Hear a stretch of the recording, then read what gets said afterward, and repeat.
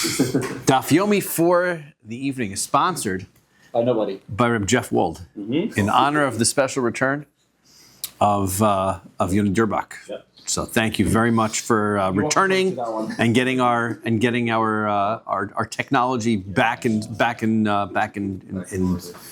order, fine-tuned. My head is back in the frame. It's great. It's awesome. And of course, the day that everybody can see me well is the day we are going to have the Tylus edition of the Daf Yomi. I apologize to my mom, who's wondering what happened.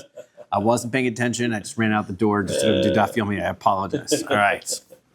Fine. We are on the bottom of Chaf Hey Amud Aleph. We're at the two dots that we ran to at the end there in order to be able to get there, but you didn't hear that. So, Lo tisyached isha imahem. That's where we're up to. Mishnah said that a woman should not be alone with the non-Jews. So when we read the Mishnah, we said, well, that's interesting because a woman shouldn't be alone with anybody. So what's going on? So that is the Gemara's question. What are we dealing with here? Ilema bechad. If you're talking about one man, de kavase gabe Yisrael mishari, would it be permissible for her to be secluded with one man? Also wouldn't be allowed. V'atznan, we learned in a Mishnah, the Mishnah in Kiddushin, that says, Lo yisyachid ish echad im shtei nashim. One man cannot be secluded even if it's with two women. It's not permissible. Ella bitlasa. So rather, we must be dealing with a circumstance where we have three, right? Three men, because we said that that would be because two men would be permissible by a Jew, right? So we would have to say that two men would be. So rather, we're talking about even by three. El bitlasa. De kavasa gabe Yisrael beprutzim mishari. But the problem is, if they were Jews and they were also suspected of, as I think as the article calls it, licentious behavior.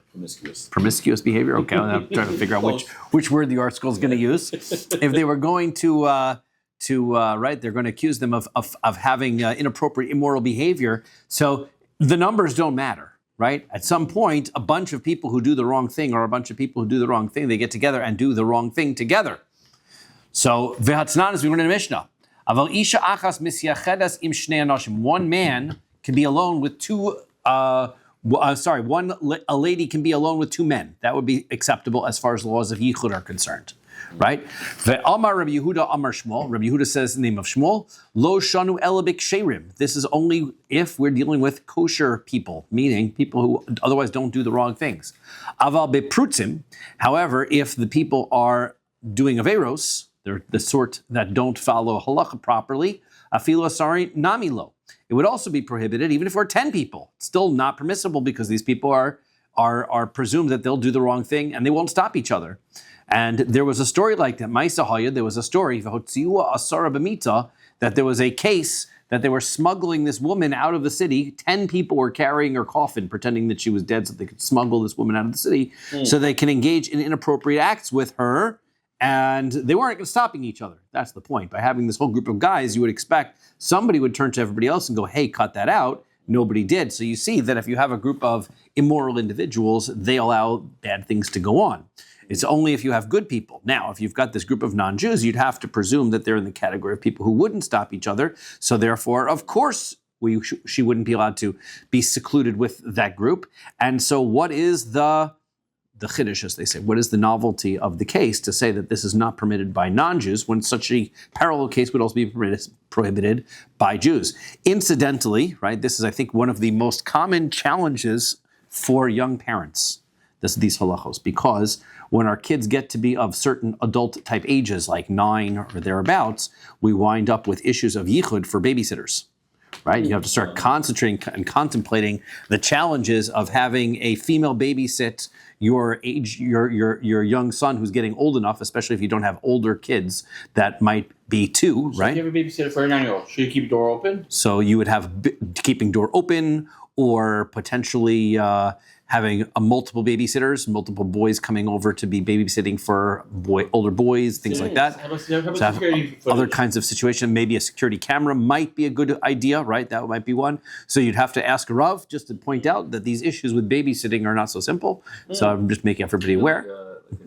like a sister-in-law. That would be also a relative would also be a good solution, right? Relatives are also good solutions, right? And grandparent or the like would also be a great solution, right? Not all of us are zoche to live near our grandparents, so there you go. But in any event, but that's just keep in mind. It's not so simple that if you've got a 9-year-old daughter that you can invite your 16-year-old neighbor over boy to come over and do babysitting or vice versa, right? You got to watch that. So, fine. So back into our Gemara. So, lo tzricha, the case here is different. Be'ishto imo. This is a circumstance where the non-Jew has his wife with him. That ove kochavim ein ishto mishmarto. The halach is that non-Jews' wives don't stop their husbands from doing inappropriate things. Aval Yisrael ishto mishmarto, but a Jewish wife does take care of her husband, make sure he doesn't do the wrong thing. So therefore, a husband, a man who would be secluded with a woman, if his wife were present, wouldn't be an issue, right? And so sometimes we have this heter of being in the same city, right? We wind up with a circumstance, right, where let's say, husband and wife might be not necessarily in the same house, but the wife is in the area. The fact that his wife is present and around makes it so that the husband is not secluded with this woman, right? Normally, one man can't be secluded with two women, but if one of them is his wife, so then it becomes permissible, which is not the case by a non-Jew, and that's the point here.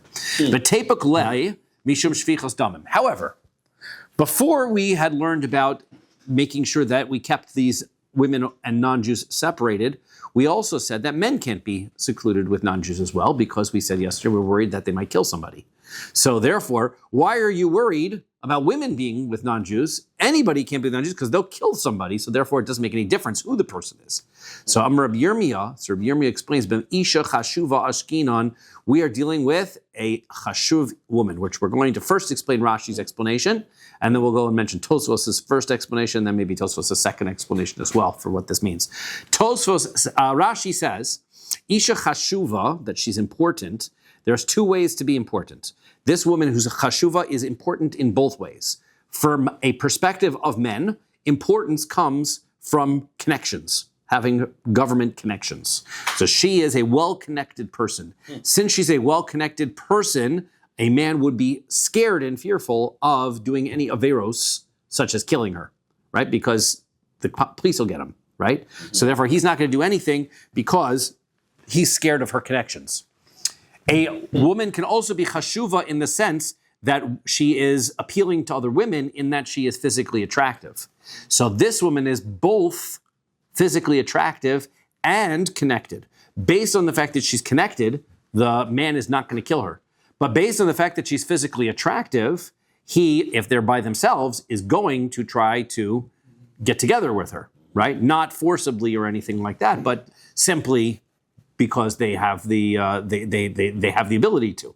So that is what happens if she's chashuva. Now to point out, as Rashi says, that if you had a circumstance where this was a woman who was not chashuv by men and was chashuv by women, in other words, that she had no government connections but was still physically attractive, then it wouldn't. Then you'd have to worry about murder. Then you wouldn't indeed have to worry about murder because there's no connections. There's no physical connection. There's no governmental connections. There's no reason to be worried. So therefore, with no reason for anybody to be worried, so the answer is you would have to be worried about murder, and that's why that's not the case here.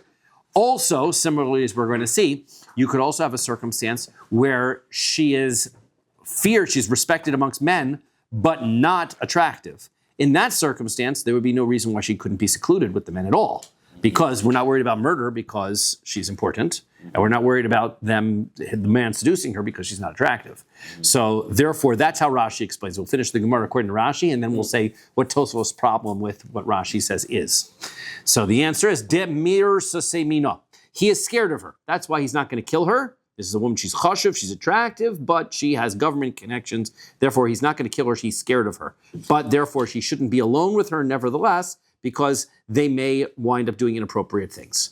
Rav Idi says, I have a different explanation. Isha klei zaina aleha. A woman, according to Rashi's explanation, a woman, her weapon is upon her. Meaning, you don't have to worry about a woman being killed because given the choice for the non-Jew between killing her and trying to have relations with her, he's going to try to have relations with her, in which case she's not worried. She doesn't have to worry about being murdered, right? So therefore, she only has to worry about being seduced. That's the issue that's brought up here. My beinaihu, what is the practical difference between the two? And by the way, as Rashi says, that is the case whether she's attractive or she's not attractive. That's the difference. That's what Ravidi says. So my beinaihu, what is the practical difference between these two viewpoints? Ika beinaihu isha chashuva bein ha'nashim v'she'ina chashuva bein ha'nashim. What if you have a woman who is chashuva from the men's perspective, meaning she has connections, but she's not connected. She's not considered appealing from a woman's perspective, meaning she's not attractive. So according to the first opinion, so then there isn't any reason why she can't be secluded with a non-Jew, because you don't have to worry about murder and you don't have to worry about any seducing, because she's scary and unattractive. Those two things together, she's got nothing to worry about. And Rav Idi is going to say it never matters, right? You're always going to have to worry about the seducing, and therefore it would still be prohibited. Yeah. That's how Rashi learns it. Tosfos has a few issues. First of all, this idea, the concept that something meaning chashuv, in some way meaning attractive, there's no way where we see any such a thing. Mm-hmm. Second of all, this idea that we have that a non-Jew is going to decide that because she is not attractive, he's not going to try to have relations with her. We just saw a page or two ago that a non-Jew will have relations with animals. So all of a sudden, this is where he draws the line, right?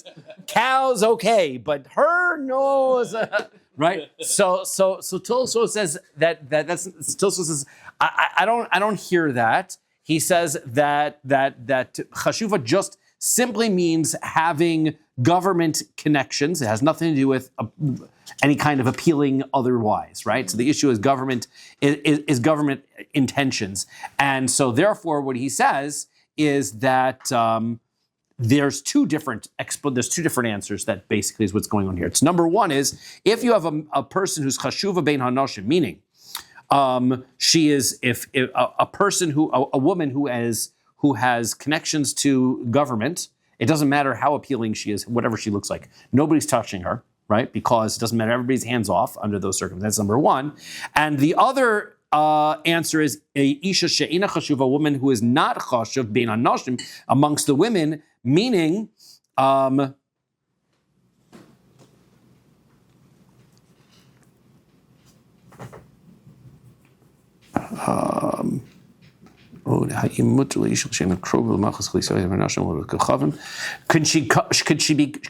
such a woman be close to women, non-Jewish women?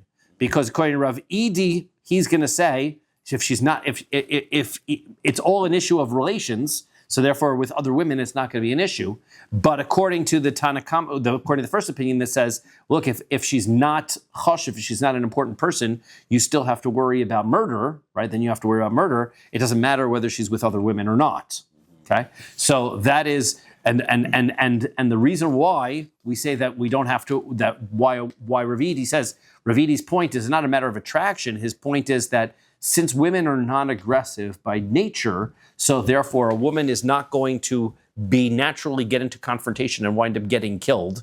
And you don't have to worry about that. It's really an issue of whether she is connected enough to protect her, if she's connected enough politically to be able to protect her from getting herself into trouble.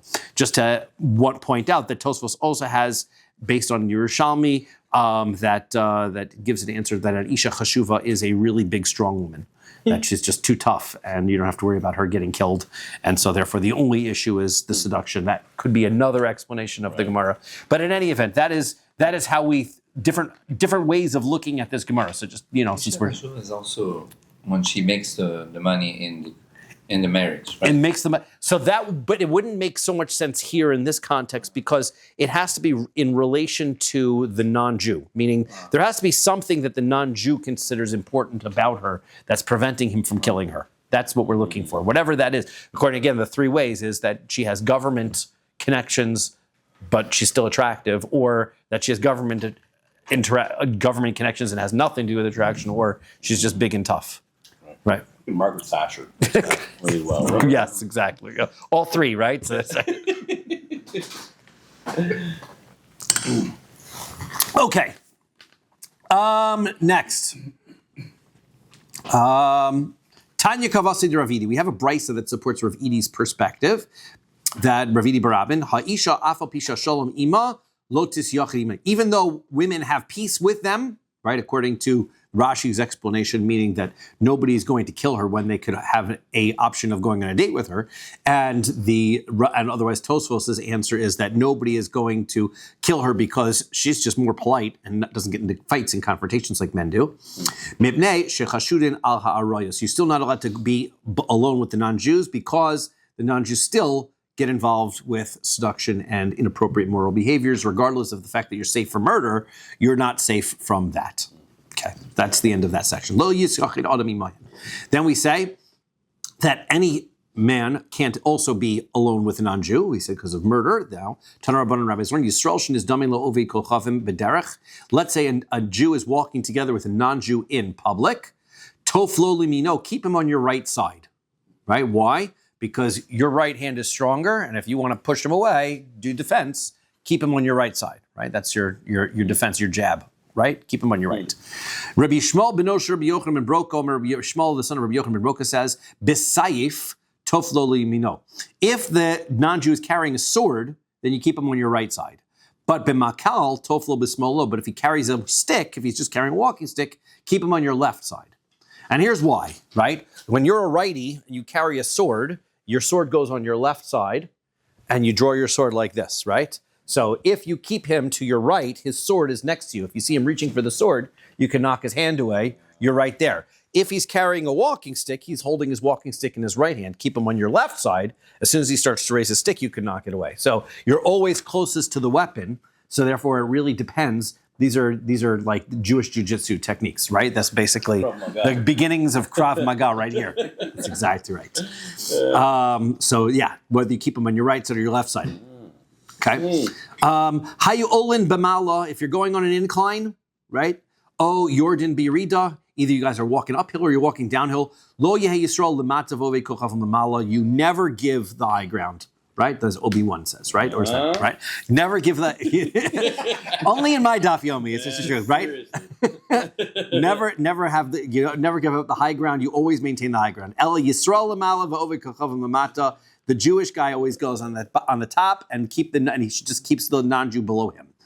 Ve'al yisuach lefanov shema yarutz es gelgoloso. Never bow down in front of him or bend down in front of him because he'll smash your skull. Right? Don't give him the opportunity.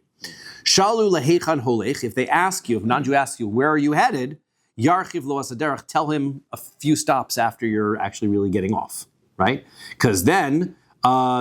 Kederach also Yaakov Avinu Esav, like Yaakov did that to Esav, Harasha. Dichsiv, the pasuk says, Adasher avo el Adoni Seira. I'm going to come with my master, and we'll meet in Seir. And V'Yaakov Nasa Sukkosa, and Yaakov decided he's going to stop at Sukkos, meaning because Esav laid in wait for him, he was going to wait for him in Seir, and Yaakov never shows up, right? So he knows, or you're traveling along the subway, and the guy thinks you're getting off at the third stop, and you're really getting off at the guy thinks you're getting off at the fifth stop, and you're really getting off at the third stop. He's ready to attack you at the fourth stop, and you're gone. Ma'isa b'talmidei Rabbi Akiva. There was a story once of the students of Rabbi Akiva. Shahiu holchen lichziv. They were going to a place called Chziv. Pagu bahen listim. So there were some listim, some robbers that were there in Eretz Yisrael. Amru lahen la'an atem holchim, and they asked them, "Where are you guys going?" Amru lehen, so they said to him, La'ako, we're going to Akko. Kevan sheigiu lichziv. Once they got to Chziv, Pershu, they got off the exit, right? Amru lehen talmidei mi atem. So the robbers were very impressed. What a great tactic. We didn't get to attack yet. Who's your Rebbe? Who gave you this tactic? Who gave you this idea?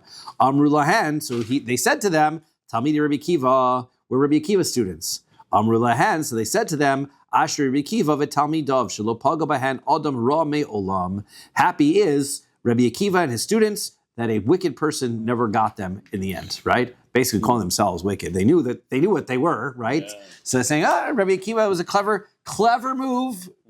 Touche, right? That was basically, they gave him that one. Rav Menashe, and I think Rashi comments that these robbers were Jews, if I'm not mistaken. I believe they were Jewish. But they figured out that this was based on the fact that somebody was asking them, where are you guys headed, that they were up to no good. So you can apply the same tactics, even if you don't. Normally this is the way you act for all non-Jews, but also suspicious Jews, right? Rav Menashe hava ozil lebei Tursa in Chavav Amud Aleph. So Rav Menashe was going to a place called Beit Tursa. Pagu, he's in Bavel. Pagu Bei Ganve. Some thieves came. Listim are armed robbers. Ganve are usually more cat burglar types. Less dangerous, right? Amruleh, they said to him, La'an Kazalt, where are you going? Amar Lehen, Pumpadisa. So we told him, I'm going to Pumpadisa. Kimata Lebei Tursa. When he got to Beit Tursa, he got off the road. Amruleh, they said to him, Tamida de Yehuda Ramat, you must be the student of Yehuda, that liar Yehuda. See what happens. Amar Lehu, he said to them, Yedi'isule, do you know who he is? Yehei Rava, it should be Hashem's will, Dilahave Hanhu Inshi Bishamte, that these men who talk this way about him should be cursed by him, right, under his curse. So Azu Avdu Geniv to Esri V'Tartin Shnin. These guys were official career criminals for 22 years, Velo Atzlichu, but they never were very successful because of the curse, right? So Kevan Dechazu, once they realized, hey, you know what? We've been unsuccessful as robbers for a very long time. Must be the curse. So Asukuluhu Tavu Shamtaihu. So they came and they went to the base measures and they asked forgiveness. We made a mistake. We spoke badly of Yehuda and we regret it. We want to be successful robbers. Can you please forgive us?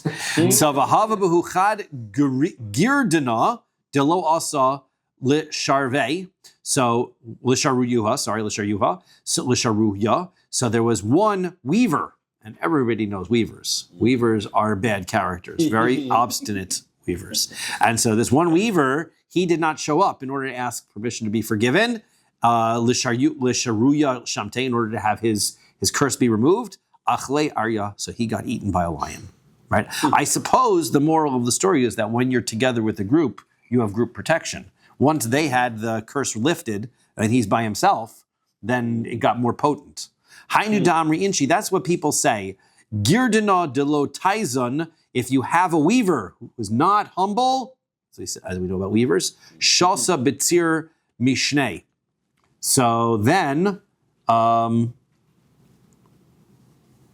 he says, Shata Batzir Mishaneh. So then a year is going to be removed from his life. He's going to remove years from his life because of his haughtiness. He's unable to ask for forgiveness, so then he's going to die earlier than his time. Tachazi ma bein ganvei bavel v'listin there to Israel. By the way, on a side point, take a look. These thieves, these highway robbers in Eretz Yisrael were so much more polite than the thieves in Bavel. Shows you how much better Eretz Yisrael is, right? The thieves, they're much nicer to you than, right? They complimented Rabbi Akiva, they go along your way, treat Rabbi Akiva with, right? It's like, the taxi driver, as he's ripping you off in Eretz Yisrael, says, Baruch Hashem, and you should have it on your way, right? So that's the way it is. So, Baruch Hashem. Yeah, the shoe also.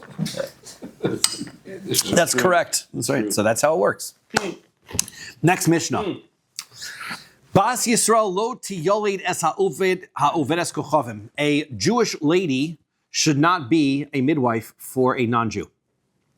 Mipnei shemiyaledes ben lavodes kochavim. Because you're just setting up a new child in this world for failure. You're going to bring him into a idolatrous household. He's going to be raised for idolatry. How about Moshe Rabbeinu back in Egypt?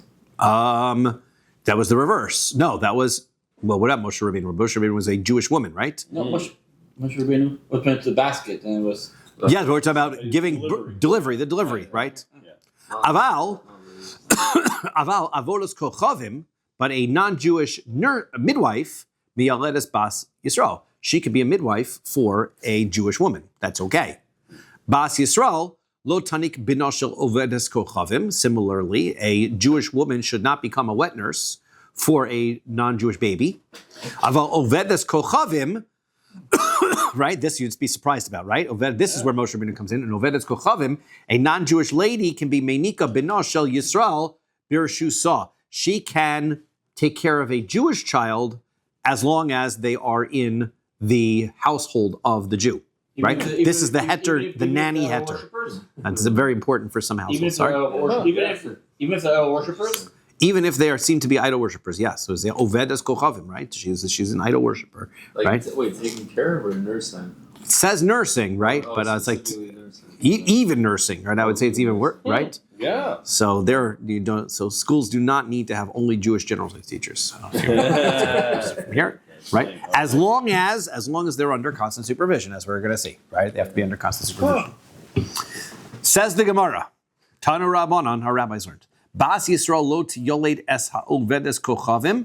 A Jewish midwife should not help non-Jewish ladies give birth, mipnei shemiyaledes ben lavodos kochavim, because you're bringing a non-Jewish child into a household of idolatry, and that's going to be, it's a terrible situation to be able to bring a child up into that. V'ovedes kochavim lo tiyoled es bas Yisrael, and according to this brisa, the non-Jew cannot be a midwife for a Jewish woman either.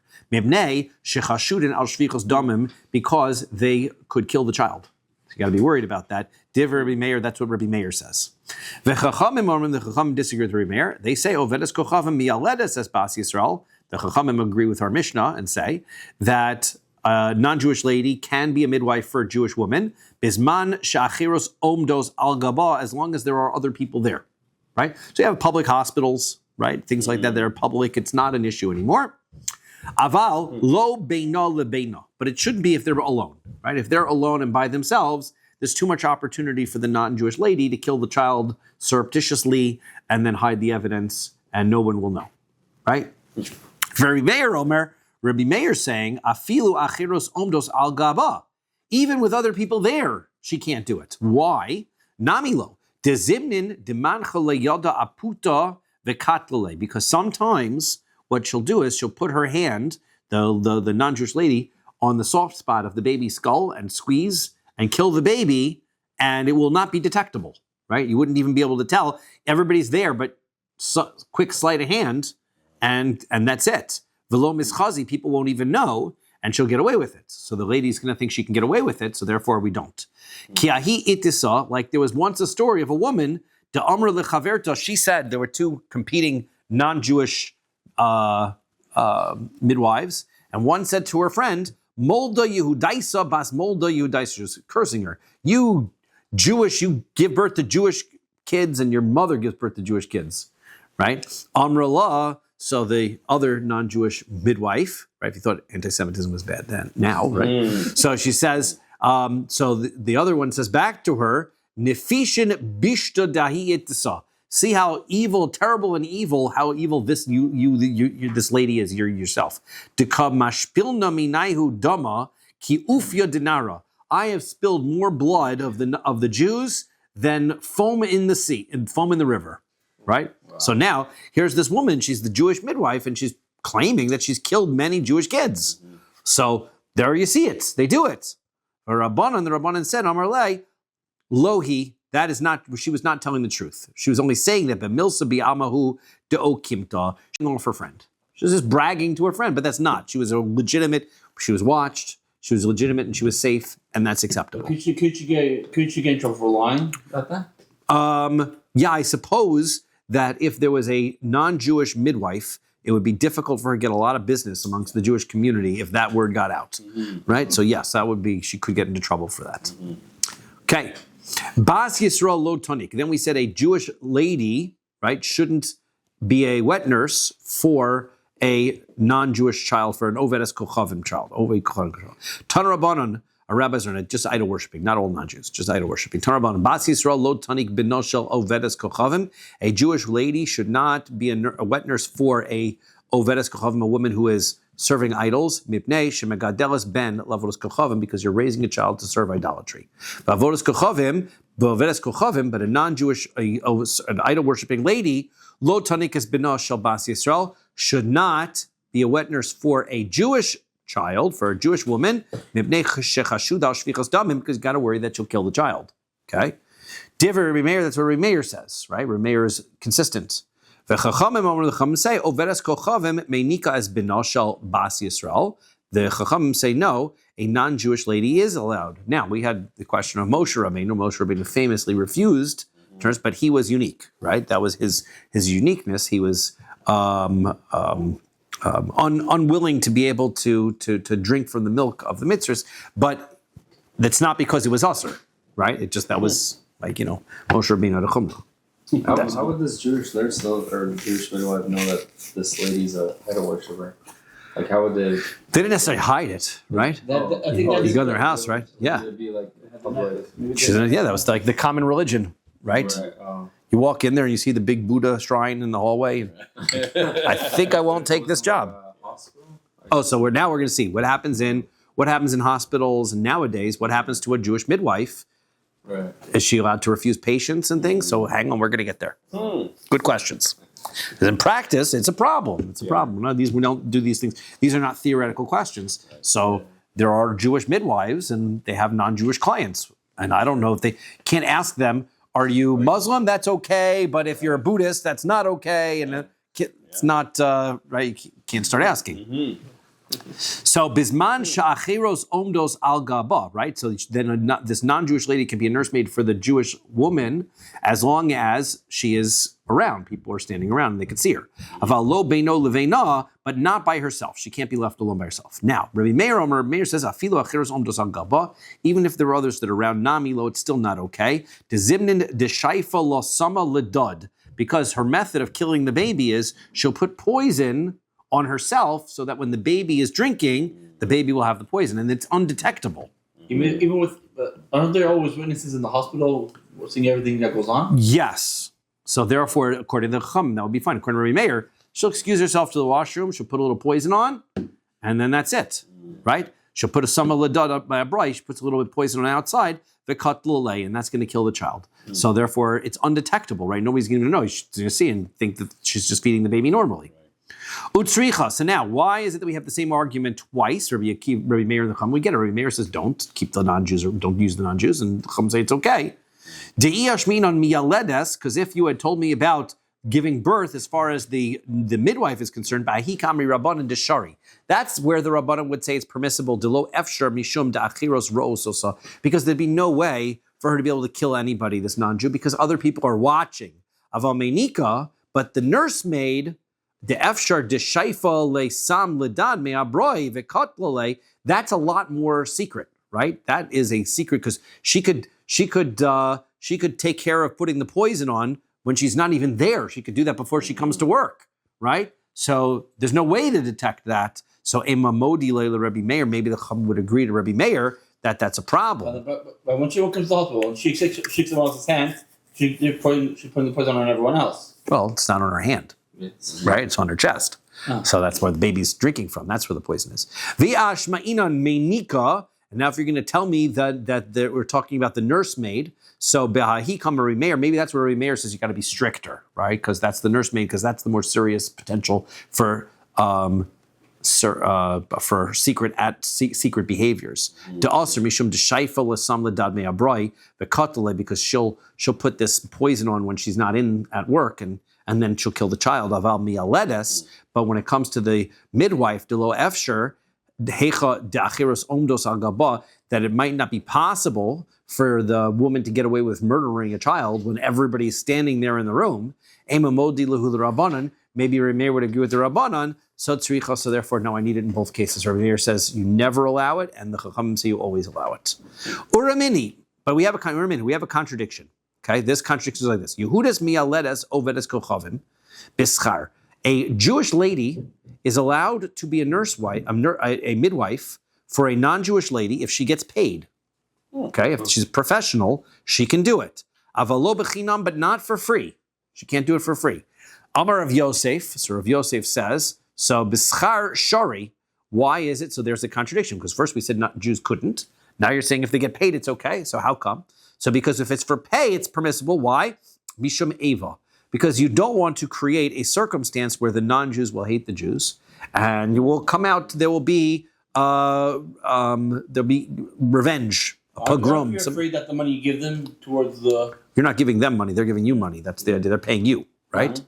So therefore the professional nursemaid can't by law turn you away, right? There will be ramifications. They'll throw you in jail. The Jews will get punished. It'll be a bad situation. Right. But the idea of not giving business to Non-Jews. having Sorry? we learned that you're not allowed to give business to. Oh, but only around their holidays. Oh, I don't know. Right? Holidays, yeah. Only around their holidays. Sarah of Yosef Lememar. So Rav Yosef thought to say, Ulude ovedas kochavim b'shabsa b'schar shori mishum eva. He thought to say, you know what? If you're a midwife, you can even work on Shabbos to give birth to non-Jews, right? Because it also has a problem of eva. If they see that you're going to help Jews give birth on Shabbos, so then why would you have, right? Doctors nowadays, I say you get a call, you got to come in, and you are Machal Shabbos in order to save your patient, regardless of whether it's a Jew or it's a non-Jew, right? Mm-hmm. So because of this eva. So Amar le Abaye said, I don't agree with that because Yechol Lememar, she could say to Yechol Lememar law, Didon Dimintri Shabbos Mechalin Alayhu. You can explain to a non-Jew that the reason why we're Mechal Shabbos for our own because our own keep Shabbos. So I will violate Shabbos in order to help this child keep Shabbos in the future. So that's the only time it would be a mitzvah to be Mechal Shabbos. That's what they're saying. That's what Abaye is saying. So didchu, but you, de lo mintri Shabbos, so you don't keep Shabbos, lo mechalilinon. We will not be mechal Shabbos for you, right? So that's what Abaye suggests one might be able to do to get out of it. Savar Rav Yosef lememar. So Rav Yosef thought to say, anuki b'schar shari mishum eva, that what do you call it? Nursing, right, for pay is permissible because it will seem like it's we're worried about the vengeance, the non-Jews hating us. Amar le Abaye says Yechol lememar. She could answer Ipnuyahi ba'ina subi. Right? She could say if she's an unmarried girl, she could say, well, I'm busy. I got to get married. Right? If she's married, he lo ka mizdamna ba'ape gavra. So then she could say that I will not appear in front of my husband, right? I'm not going to be able to. My husband's not going to like it that I'm being a nursemaid for other people's kids, and then I won't do it. It could be under threat, or it could be dangerous for you, even if you say that. That's the issue. So that's the risk. So Abaye's got to know, right? Says you got to be aware, right? Whether you can get away with that, whether this is a claim that you can make or not. Inami, or another thing you could say is Nikita le zimna lebe doar. So did I skip a line? Yes, I did. Sorry, Babi Gavra. Savar Rav Yosef lememar. Rav Yosef thought to say Haditanya, that which we learned in the Brayso, Hodikachavim veroi behema daka lo ma'alin velo maridin. So he says, we taught that when it comes to non-Jews and also people who are shepherds for small animals, these were people who we don't like, right? And they're constant thieves, they're constant pains. So what happens is you're not allowed to actively kill them, right? But if they get themselves into a dangerous situation, you don't have to save them. You don't have to go actively to try to save them. So asuki b'schar shori mishum eva. If they are paying you, right? Then you're allowed to help them. Then you're allowed to help them. Why? Like, let's say you're a Hatzalah member or whatever, you're a member of the ambulances, whatever. Then they call you and you got to save them, right? Because Mishum Eva, because this is the same thing. They're gonna think you're treating them differently, and it's gonna be a mess. Amar le Abaye says Yachol Lomar Lo. You could say Koi Bori Aigra, that he could say. That I need the reason I'm taking I'm taking this ladder away. I can't. I'm sorry, I can't help you right now. I got another call. My son is on the roof and he's about to fall off, so I got to go run and take care of that. So then you can escape your call here with the non-Jew. Inami, or else Nikita le zimna lebe doar. He could say, I'm so sorry. I've got an appointment with the king and I can't make it to this emergency call. So therefore. I gotta take care of my own personal appointments. So Abai is giving you excuses essentially on how to get out of it. That's how he basically approaches it. Tani Rabbi Avohu, Kamei Rabbi Yochanan. Rabbi Avohu taught the following from Rabbi Yochanan. Ha'ovri kochavim v'roi behema daka. Let's talk about this topic a little bit more, about who we can't save and what happens in those circumstances. So Rabbi Avohu taught in front of Rabbi Yochanan. So non-Jews and these shepherds of small animals. Lo ma'alin velo moridin. We don't get them out of the pit. We don't put them into pits, right? We're not helping them if there's an emergency, but we're not causing any damage to anybody. Aval, haminin, but if you're talking about the minin, mosros, and mumarim, if you're talking about minin, which are the heretics, right? Misoros are the people who hand Jews over to the authorities, right? And the mumarim are people who intentionally do averos. They do intentionally do averos. So those three people, morit and v'lomalim, those people, we actively throw them in pits. Those are dangerous people. We get rid of them.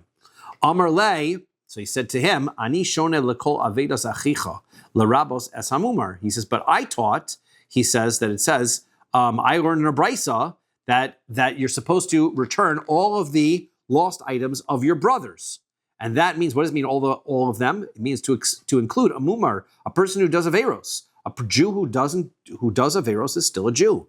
And we have to treat him nice. Now do we not throw him into a pit, we return his lost items, right? So therefore, v'atamart moridin, I'm telling you that I've got a brisa that says that we return his lost items and treat him nicely, just because he's not from, we treat him nicely, and you're telling me we throw him into pits? So samim mikan mumar. So he says you got to take this language of mumar out, right? I understand how it got thrown in because we put it together with these other people who are turning Jews into the authorities, or people who are the heretics. Okay, so those are different people. Those are dangerous people. This person who's not the same category. You eliminate him. Okay, so now ve'lishni le kan. Well, maybe there's a different type. There are different types of people who do averos. Some types of people do averos because they enjoy the cheeseburger. Some people do it because they dafka want to do an avera. Somebody who dafka is doing averos because they want to show that they don't like Hashem and they want to do averos, that is a different thing, right? The person who comes into shul on Shabbos and says, hey, you want to see something? And then he lights a fire in his cigarette lighter just to start up. That's a different thing. Maybe that's what we're talking about. Ochel nevelos l'te'avon. So he says maybe we would say kan b'mumar ochel nevelos l'te'avon, kan b'mumar ochel nevelos lahachis. There's a difference between somebody who eats non-kosher meat because he's hungry, and another guy who eats non-kosher meat because he had a choice. You gave him a kosher hamburger, and you gave him a non-kosher hamburger. He chooses the non-kosher one specifically because he wants to show that he's making everybody around him angry. Kasavar, so he holds, ochel nevelos lahachis minhu. He says that's because he holds that somebody who is in that category, who eats the non-kosher meat on purpose just to get Hashem angry, he's in the category of a heretic. So that's not a mumar, right? A mumar is just a non-religious fellow, right? God doesn't follow mitzvahs. And he's got his Zara. But a person who's actively opposed, that's a min. That's why that's under the category. Itmar. Okay, let's go back on this.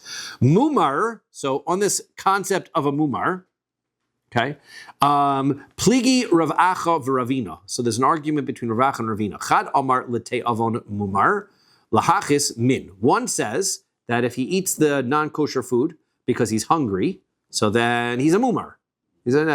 And if he eats it in order to get Hashem angry at him, then he's a heretic. He's a min. Those two different categories. So then minhavi. The other one says afilu hachis nami mumar. The other one says no. A mumar means that he is a person who refuses to follow Hashem's laws. That's what a mumar is. They define here as renegade. A renegade. Okay, he doesn't do what he's supposed to do. Mm-hmm. But there's two different motivators, right? So the question is, does his motivation matter to take him out of the category of a renegade and put him into the category of a heretic? That's the question. So he says, no, even so, according to the second opinion here, that even if he does it in order to get Hashem angry, he's still considered a mumar, ela ezehu min. So then what's the definition of a heretic? What's a min then? So zeha oved avodah zara. That's only a person who does avodah zara, right? A Jew who worships avodah zara, that's a min. That's what we're talking about. Meisvei. So he asked the following question. Achal prosh echad o yatush echad. Let's say this person eats a a gnat or a mosquito, right? I think so. A flea. He eats a flea or a gnat. Okay, hareze mumar. That makes him a mumar. So now, the hachad lahachis hu. Isn't he just? Why would you eat such a thing? You're eating a dafka in order to show that you're starting up. Nobody has a taiva to eat such a thing. So therefore, why would you eat it? Because you're just trying to start up. V'katani mumar, and it calls you a mumar. So there you see that there is somebody who's just trying to start up is called a mumar. So the answer is hasam boy limitam taima di isura. No, there the guy was just curious, right? It was like a nature show, and he just wanted to know. I wonder what these mosquitoes and gnats taste like, and so he tried one. He's not in the category of a mid. That's one. Amar mar. Okay, so now back what we said before. Moridin avalomalin. We can put them into the pit, but we don't help them out of the pit. Well, hashta achosi machtino nasuke mi boy. Obviously, if we pushed him into the pit, of course we're not helping him out. That wouldn't make any sense. We push him in, but we also help him out. Then why'd you bother pushing him in? Why do we push Yosef into the pit at the same time? Yosef, they felt, was in this category. That was the issue, right? Yosef is a moser, right? He's telling bad things over to his father. So that's why they held that he should get thrown into the pit.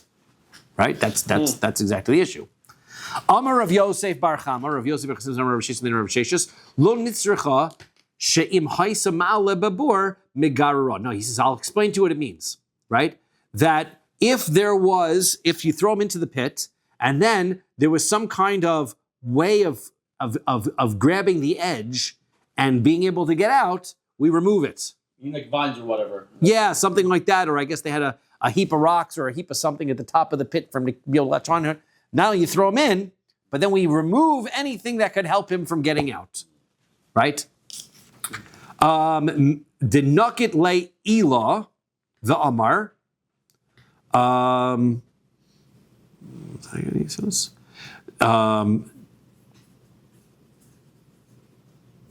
And then he can give a reason for what he's doing, right? In other words, because people might be around and see what he's doing and say, well, what are you doing? Aren't you doing a terrible thing, killing this guy? So he could say, here's this excuse, right? Plausible deniability. Lo techus chiusa ilave. He says, I just want to do this because I'm worried that my animal might trip over this thing here and go down into the pit, and I'm trying to be able to protect my animals. Other Mefarshim say that I'm worried my animal's going to trip and fall and kill this guy. So I'm just removing this ledge here so that my animal won't fall into the pit and hurt him. We're going to wait for Bava Matzia for more info about that. About an animal falling into the pit, but as far as not letting people die, that's right here. So Rabbi and Rav Yosef, they both say lo nitzrecha. Right? Here's another example. Now, they're not arguing. They're just giving different examples of the same circumstance. Shem haisa even al pi be'er, that if there was a stone he was inside this well, and he's got a stone, mechasa, he can cover the well with the stone, right? Put the lid on the well and leave him down there. Because he could say, Amar la'avure chayusa iluya. I only put the stone on there because my animals are walking by and I don't want them to fall in the pit. And then, oops, I forgot to take it off again. You can suffocate, you can kill the guy. That's what you're trying to do. Ravina says, She'im haya sulam, if there was a ladder there, misalko, you can remove the ladder, because he could say, Ba'ina la'achosi bri me'igra, I need this ladder. Oh, I got to borrow this ladder. My son's on the roof. I got to get him down and go borrow the ladder and never come back. Right? That's the ways that you do this. Okay? Tana Rabban Rabbisman. Yisrael mal es ha'oved kochavim l'shum ger. A Jew can give a bris milah to a non-Jew in order to make him a convert. Lafuki mishum morna delo. Right? Now, that comes to exclude, right, that if he was doing it, let's say he's got some kind of infection, and he's giving him a bris milah in order to remove the infection, he can't do that. The ove kochavim, and a non-Jew, lo yimol Yisrael, and a non-Jew should never give a bris milah to a Jew, mibnei shechashudin al shvichos damim, because we're worried that he'll kill him. We don't get anywhere near a Jewish guy with a knife. Divrei Rabbi Meir, that's what Rabbi Meir says.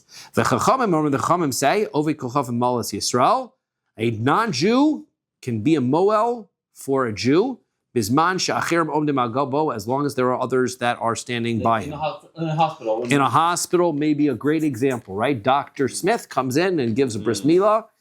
Is the bris milah kosher, right? So hang on, we'll read through the Gemara first. I want to give away the ending, right? Aval beino leveino lo. So, however, if you're by yourselves, still too dangerous. We don't do that. Rabbi Meir says, Afilo chirom demal gabo, even if others that are around him, again, this is Rabbi Meir Lashita, so he's always more worried about the non-Jews. So he says, no, because nami lo, de zimnin de matzli le sakina, umashvi le krus shifcha. Because he's going to have the knife, and he's going to pretend to slip, and he's going to mutilate the person so that he can't have children. Now, by the way, Rabbi Meir has a consistent, when I'm doing Daf Yomi, my last cycle, one of the members of the Daf Yomi point out Rabbi Meir has this opinion that he's what we call choshesh lemiut.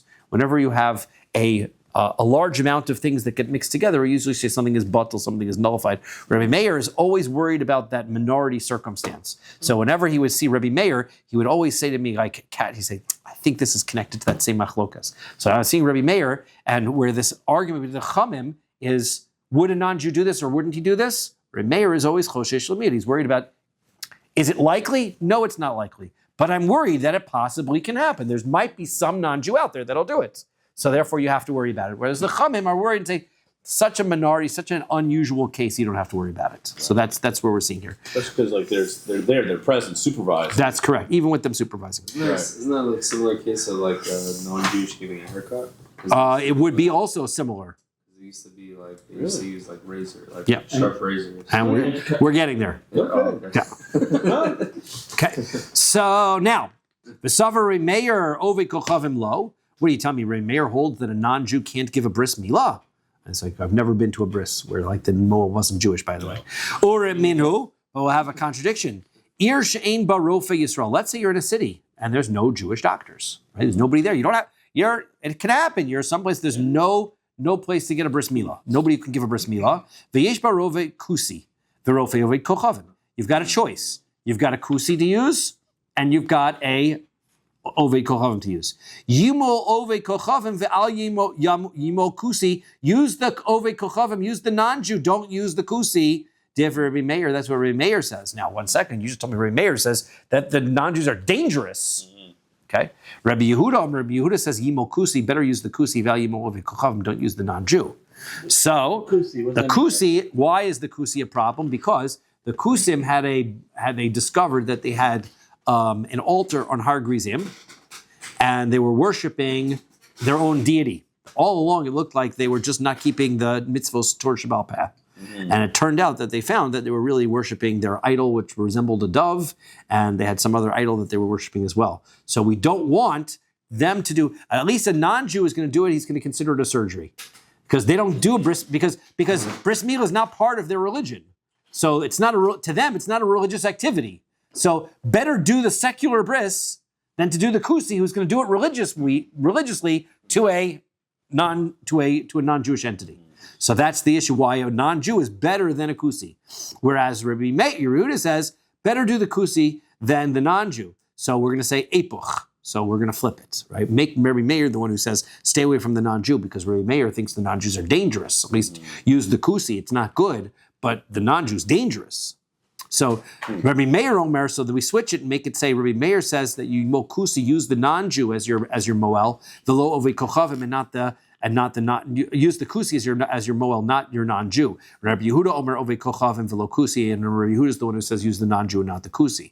V'savar Rabbi Yehuda ovei kochavim shaper. But 1 second, who's to say that Rabbi Yehuda is the one who says it's permissible? Tanya, we learn in a brisa. Rabbi Yehuda says, "Minayin lemila be'ovei kochavim shei psula." He holds that a bris milah is not dangerous. He just holds it's puzzle. Rabbi Yehuda is always the strictest one. No, Rabbi Meir is always the strictest one. Rabbi Meir is the one who's strict, right? But Rabbi Yehuda is the one who says that a non-Jew can't ever give a bris. Why? Shenemar, because the pasuk says, "V'ata es brisi tishmor." You have to guard my bris, which means the person who's giving a bris has to be somebody who's chayav to have a bris. And therefore you can't use a non-Jew for a bris. For a technical reason, I mean, nothing to do with danger. But that means Rabbi Yehuda holds a non-Jew can't give a bris. Okay. Ella, so rather, liolam lo tepuch. We're not going to flip it. Rabbi Yehuda's got to be the one who says better to use a kusi than a non-Jew. And that means that Rabbi Meir is saying that you should use a non-Jew. So why is that? And how are we dealing with it here? Berofei mumcha. We're dealing with a doctor with an expert reputation because he won't ever damage a patient because it ruins his reputation. Even if he's in secret or whatever it is, it doesn't matter. He's keeping track of how many people he's healed. So therefore, he's not going to allow any of his patients to get injured. So that you don't have to worry about him. Dechi also Rav Dimi on Rabbi Yochanan. Rav Dimi came from Eretz Yisrael on Daf Chav Zayin Amud Aleph. Rav Dimi came from Eretz Yisrael. He said the name Rabbi Yochanan. Im haya mumchel rabim. If he was an expert, well-known doctor, so then mutter, then it's permissible. The Sabar Rabbi Yehuda, and Rabbi Yehuda holds kusi shapir dami. Now, are you telling me that Rabbi Yehuda said that he can use a kusi? He said, don't use a non-Jew because that he can't. But a kusi is okay. Tanya, we're in a brisa. Yisrael malas a kusi. A Jew can give a bris milah to a kusi. The kusi lo yimol Yisrael. But a kusi can't give a bris milah to a Jew. Mipnei.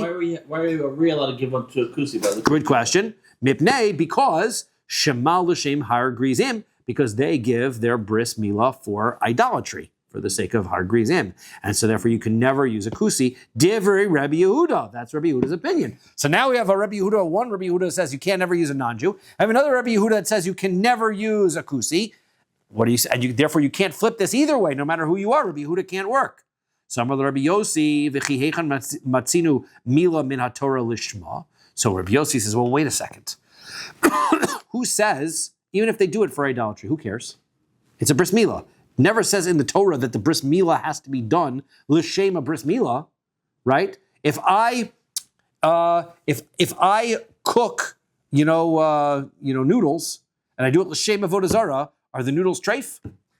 No, they're noodles. Doesn't matter, right? If I do a bris milah for the sake of and I do it for the sake of an idol, why does that ruin the bris milah? It's going to be associated. Huh? It's going to be associated to. And does that matter? Well, we don't want to. We don't like it. It's not our preference. It's going to be down in memory as you having a brit milah from. So it's not good. But we had the question we had was I'm stuck. I only have two choices. Yeah. I've got a kusi and I've got a non-Jew. Can't use the non-Jew. Kusi's no good because he's going to do it not l'shem shemayim. Ella mal v'holich ad shetetze nishmaso. No, let the kusim do bris milah all that he wants until he dies.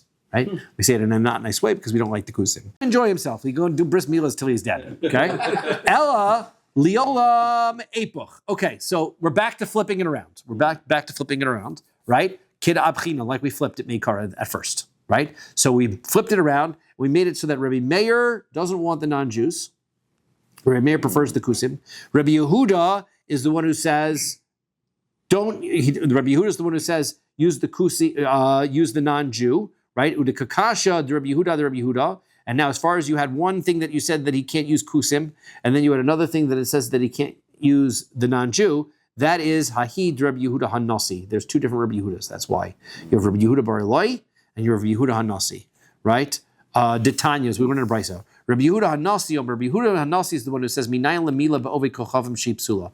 Rabbi Yehuda Hanasi is the one who says that bris milah by a non-Jew is no good, right? Rabbi Yehuda Bar Eloi says a bris milah by a non-Jew is good, and therefore he says stay away from the kusi because he's doing it l'shem avodah Zara. That's Rabbi Yehuda Bar Eloi's opinion, right? However, right, Rabbi Yehuda Hanasi just says that you need to stay away from non-Jews. He says nothing about the kusim, but he says stay away from non-Jews.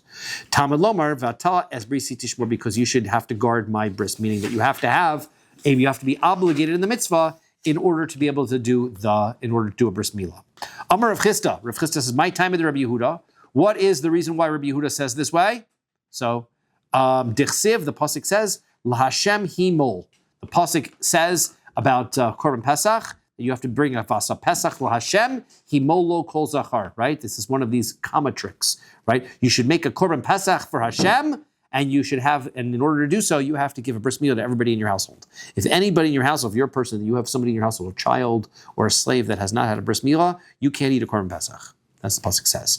But instead of reading it the way that we normally put the comma, vasa Pesach l'Hashem, you're doing a Pesach l'Hashem, himolo kol zachar, he's reading it as vasa Pesach, you make a Pesach, LaHashem himolo kol zachar. You have to do a bris milah for Hashem, meaning that if a kusi does it, as we asked the question, It's not l'shem shemayim, so who says that's bad? The answer is this pasuk says it's bad. This pasuk says the bris milah has to be l'shem shemayim, has to be la'Hashem, himol. Rabbi Yossi, who disagrees, he says himol. There's a pasuk that says anybody can give a bris milah. Yimol. Everybody can give a bris milah. Ve'idach haksiv l'Hashem yimol. So what does Rabbi Yossi do with the pasuk that says for Hashem he should give a bris milah?